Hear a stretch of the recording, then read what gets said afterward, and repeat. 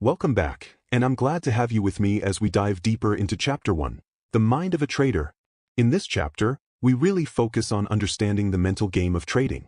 It's all about recognizing and managing your emotions: fear, greed, excitement, and even boredom, because these can often lead to impulsive decisions that affect your trading outcomes.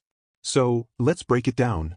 Alright, let's dig even deeper into Chapter 1, The Mind of a Trader, and I'll break things down in a more modern and casual way so you can fully grasp the psychology behind your trading. Emotional awareness. Know your feelings before they control you. As a trader, you've probably noticed how your emotions can mess with your decisions. One minute, you're feeling like a rock star, and the next, the fear of losing hits you, and you're ready to bail on a trade. The first thing to do is become aware of your emotional state before it starts driving the ship. Take a step back and ask yourself, am I feeling anxious? Am I trying to avoid a loss at all costs? If you don't recognize these feelings, you'll make decisions based on emotions, not logic. For example, if you're in a losing trade and your heart's racing, you might jump out of the trade too early, which could cost you more in the long run.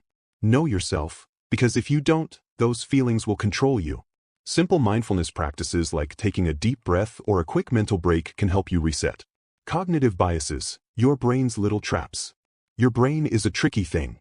It loves shortcuts, and that can be helpful when you're trying to make quick decisions. But when it comes to trading, shortcuts often lead to bad choices. Enter cognitive biases. These mental shortcuts are what can mess you up when trading. Take loss aversion. This is the bias where losing feels worse than winning feels good. So, after a loss, you might hold onto a trade for too long, thinking it'll turn around, just because you can't stand the idea of taking the loss. This is where many traders get stuck, trying to recover by making even riskier trades. Recognizing this bias in yourself is key. If you feel yourself gripping onto a bad trade, step back, breathe, and think about it logically. Then, there's confirmation bias. This is when you're so locked into a position that you start looking for info or patterns that support your view, while ignoring anything that might challenge it. Let's say you've bought a stock and you're convinced it's going to go up, so you ignore all the negative news about it. That's confirmation bias at work. Recognizing when you're doing this can keep you from getting stuck in a bad trade because you're not listening to the full picture. Mindfulness techniques. Chill out when the market gets wild. Trading can be an emotional roller coaster, ups, downs, surprises left and right. The key to staying in the game is to learn to chill out during the chaos. This is where mindfulness comes in handy. Mindfulness is all about staying present, calm, and aware of your emotions without letting them take over. A simple mindfulness technique is breathing exercises. If you're about to make a trade and you're feeling that rush of excitement or fear, try box breathing. Inhale for 4 counts, hold for 4, exhale for 4, and hold again for 4. Repeat this a few times. This can help slow your heart rate and calm your mind, which will allow you to make more logical decisions rather than reacting based on emotion. Another trick? Mental resets. If you've had a stressful trade or something feels off, take a 5-minute break. Step away from the screen, get a glass of water, or even take a walk. When you come back, your mind will be refreshed, and you'll be less likely to make impulsive decisions. Fight or flight, your brain freaking out. Ever feel like you're in full-on panic mode during a trade? That's your fight or flight response kicking in. It's that primal reaction your brain has when it senses danger. In trading, this usually happens after a loss or when things aren't going as planned. Your heart races and suddenly, you're not thinking straight. You just want to get out, fast. But here's the deal. Fight or flight messes with your ability to think clearly. The adrenaline makes it hard to focus on anything except getting out of the situation. So, if you're feeling your stress levels rise, it's important to recognize that you're in this mode and give yourself permission to pause.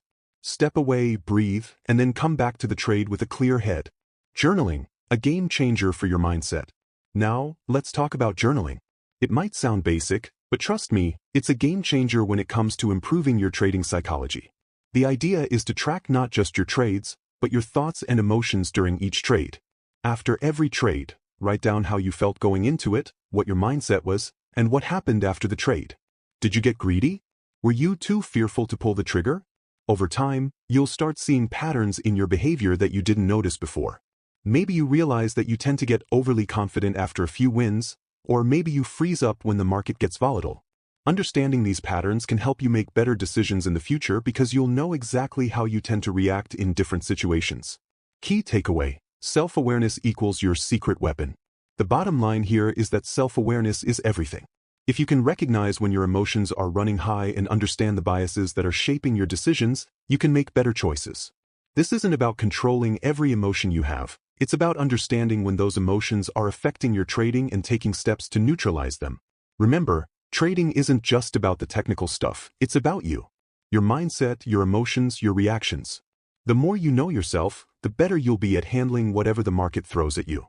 Alright, that was a deep dive into Chapter 1. How does this sit with you? Have you noticed any of these mental traps in your own trading yet? Let's keep the conversation going and really dive into your experience. See you at the next chapter.